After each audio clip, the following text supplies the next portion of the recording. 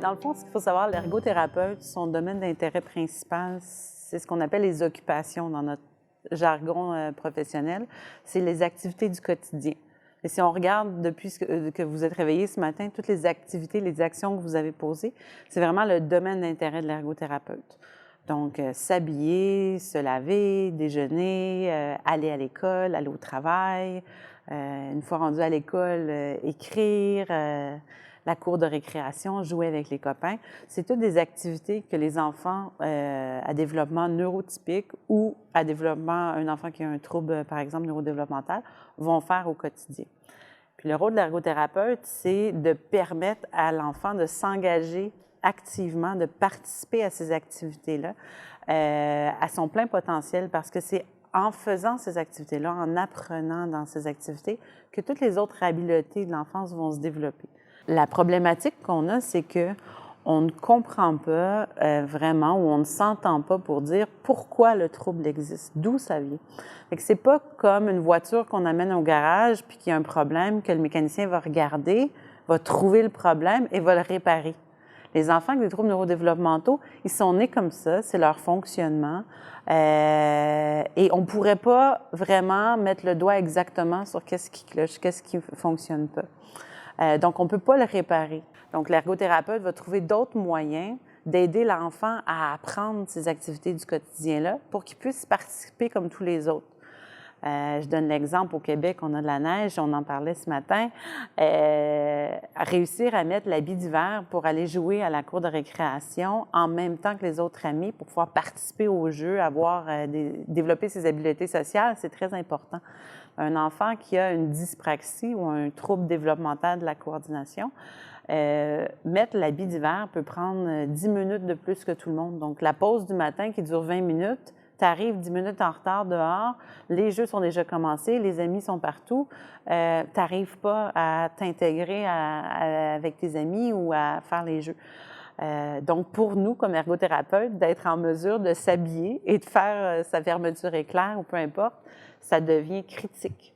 Parce que les conséquences secondaires qui découlent de ne pas être capable de faire ces activités qui ont l'air très anodines comparativement à d'autres troubles beaucoup plus importants, bien, les conséquences sont très importantes dans la vie des enfants. Ça peut affecter leur santé physique, leur santé cardiaque est affectée, la capacité respiratoire est affectée. Ça fait que l'enfant ne va pas avoir tendance à s'investir dans les sports, donc toute la sédentarité qui s'installe. Leur estime de soi est affectée. Quand je sens que je ne vaux pas la peine d'être aimée ou par mes amis, je vais m'isoler. Je vais vivre le rejet. Les pères vont nous isoler. Je vais être des fois étiquetée comme étant un clown dans la classe parce que je tombe en bas de ma chaise, alors que je tombe en bas de ma chaise parce que, avec un trouble neurodéveloppemental, des fois, on comprend simplement pas comment bien s'asseoir pour être stable sur une chaise. C'est pas quelque chose que l'enfant pourrait avoir compris, alors que la majorité des enfants n'aura pas besoin de lui expliquer. Bien, quand on se fait étiqueter comme un clown en classe, bien, on commence à y croire aussi. Donc, ça entraîne des difficultés, des troubles de comportement, ça peut amener de l'agressivité aussi. Puis là, c'est un cercle vicieux parce qu'on se retire du jeu, donc on est moins actif, on a moins tendance à se mettre dans des situations à défi, à vouloir apprendre. Donc, l'ergothérapeute intervient de façon précoce, donc rapidement auprès de ces enfants-là pour mettre des stratégies en place pour l'aider à apprendre, pour qu'il soit capable de faire les activités de la vie quotidienne comme n'importe quel autre enfant.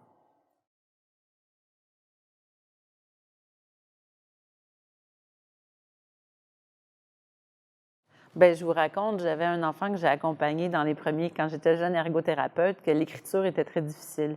Puis, il avait 12 ans et la calligraphie, son enseignante n'était pas capable de lire qu'est-ce qu'il écrivait. Donc, évidemment, ça affectait ses résultats scolaires. Donc, dans mon accompagnement, la façon de faire avec ces enfants-là, c'est surtout de ne pas leur dire quoi faire parce que ça rentre dans une oreille et ça ressort par l'autre. Et si l'enfant ne comprend pas dans son corps les exigences de l'activité, il y a des bonnes chances qu'il n'arrivera pas à le faire. Donc, c'est vraiment de partir de lui. Puis c'est lui demander, bon, qu'est-ce que toi tu veux faire? Écrire. Parfait. Comment on s'y prend pour écrire de façon lisible? Souvent, l'enfant n'a pas de réponse. On essaie. L'enfant se fait un plan. Puis il essaie son plan Ensuite, on vérifie. Bon, est-ce que ça a fonctionné cette fois-ci? Bien oui, il y a de l'espace entre mes mots, mais non, parce que les lettres sont sur la ligne au lieu d'être au-dessus de la ligne. OK, qu'est-ce qu'on va faire différemment pour que ça fonctionne? Puis l'enfant, des fois, il y a des idées. Bon, on utilise ces idées. Des fois, il n'y en a pas d'idées.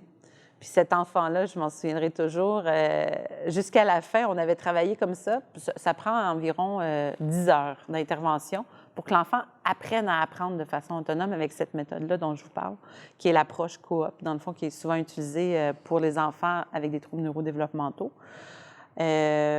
Bien, à un moment, j'avais plus d'idées. Fait que je dis, bon, bien, OK, on va réfléchir. Bien, où est-ce que tu pourrais regarder? Où est-ce que tu regardes quand tu écris? Puis je vous pose la question comme adulte, puis vous ne sauriez pas quoi me dire, parce que c'est pas... Nous, c'est automatique, on n'y pense plus. Mais en apprentissage, il faut penser à certains détails. Bien, il me dit, je sais pas, je regarde mon crayon. Donc, il commence à écrire, il regarde son crayon, ça n'a aucun impact. Puis je dis, bon, où on pourrait regarder d'autres? Il me dit, je pourrais regarder la ligne. Bon, on essaie. Il regarde la ligne et à ce moment, l'enfant a commencé à écrire sur la ligne. Donc, soudainement, on avait trouvé l'élément que l'enfant n'avait jamais vraiment saisi, que pour écrire sur la ligne, il fallait regarder la ligne pour, comme ça, être mieux capable de cibler où arrivaient les lettres. Pour cet enfant-là, c'est une stratégie qui a fonctionné.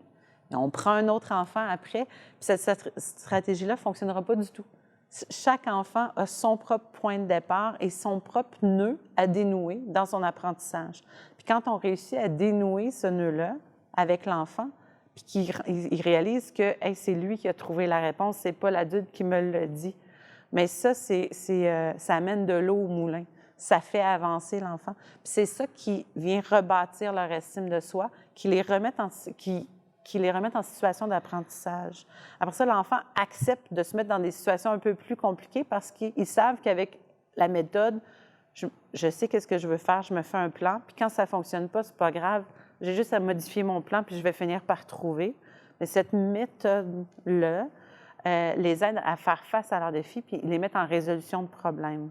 Ils réactivent cet élément-là.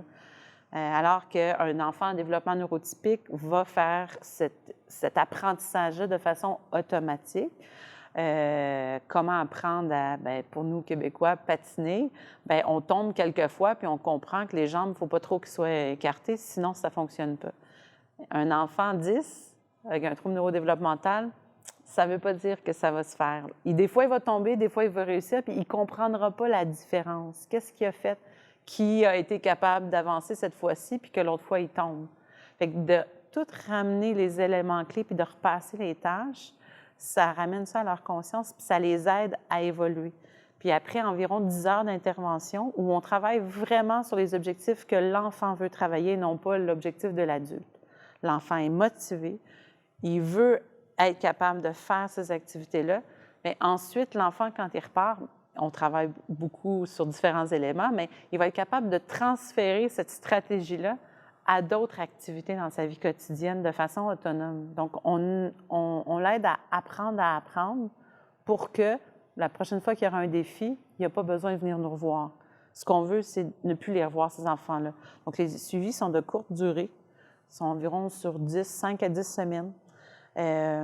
Puis quand on a besoin, bien, c'est une approche multidisciplinaire qui est utilisée. Moi, je travaille avec l'orthophoniste parce que moi, comme ergothérapeute, les activités de la vie quotidienne, mais quand on arrive à tout ce qui est langage, dyslexie, la lecture, l'orthographe, bien, mon orthophoniste est formé puis c'est son expertise. Donc, on travaille ensemble à ce moment-là pour faire évoluer l'enfant. On va chercher les expertises de tous les professionnels.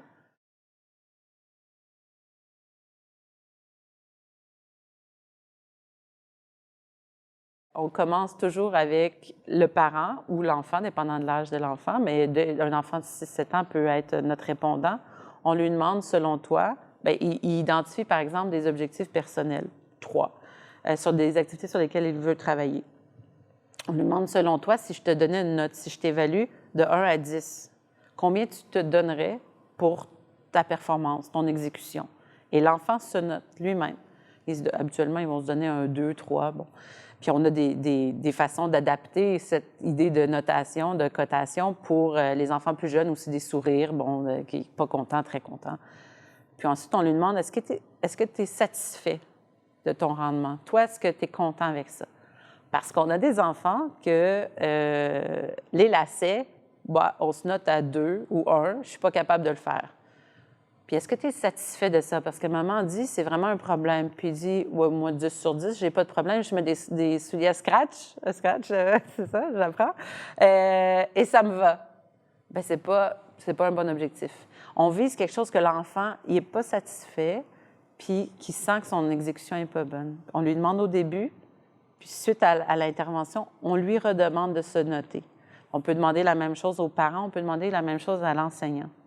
Et c'est fascinant de voir comment, des fois, par exemple, en intervention, moi, je travaillais sur certains objectifs. Il y en a un, c'était le basketball, le dessin, puis autre chose. Et puis, l'enseignant me dit, peu importe ce que vous faites, mais son écriture, la lisibilité, vraiment, ça s'améliore, c'est incroyable, on continue. Alors que je ne travaillais pas du tout l'écriture.